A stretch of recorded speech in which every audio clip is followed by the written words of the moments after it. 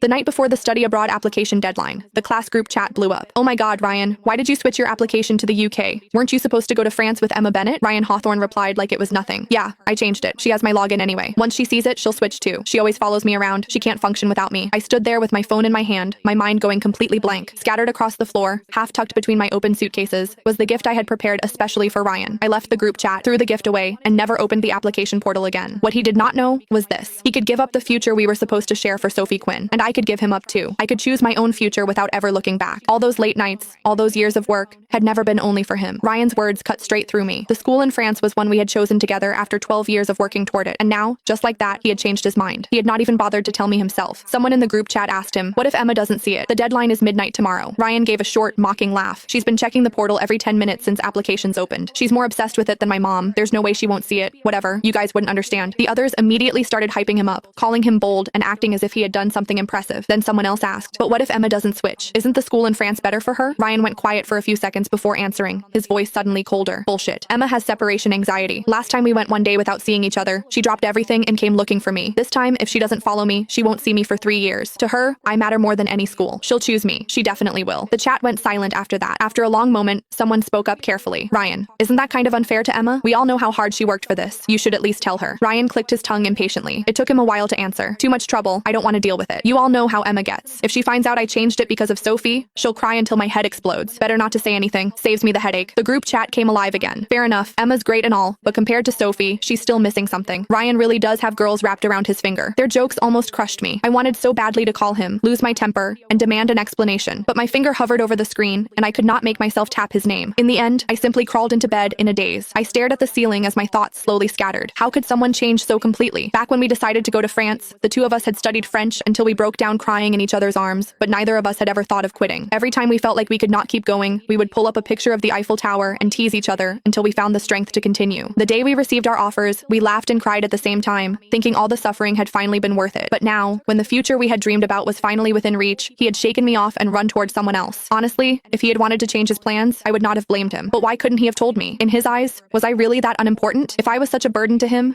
then what was the promise he had made when he proposed to me so carefully that night? Had the hour been too late, the lights too dim, for him to know who was standing in front of him? I wrapped my arms tightly around myself, hid in the dark, and sobbed without holding back. The truth was, I could live without him. I did not have separation anxiety at all. Ever since we were children, whenever he and I chose different schools or different classes, he would become moody for no clear reason. He only calmed down after seeing me, so I had kept walking steadily along my own path while bringing him with me. Ryan was right about one thing. I had always included him in the future I imagined for myself. When it did not harm my own prospects, I was willing to pay the price for loving him. But that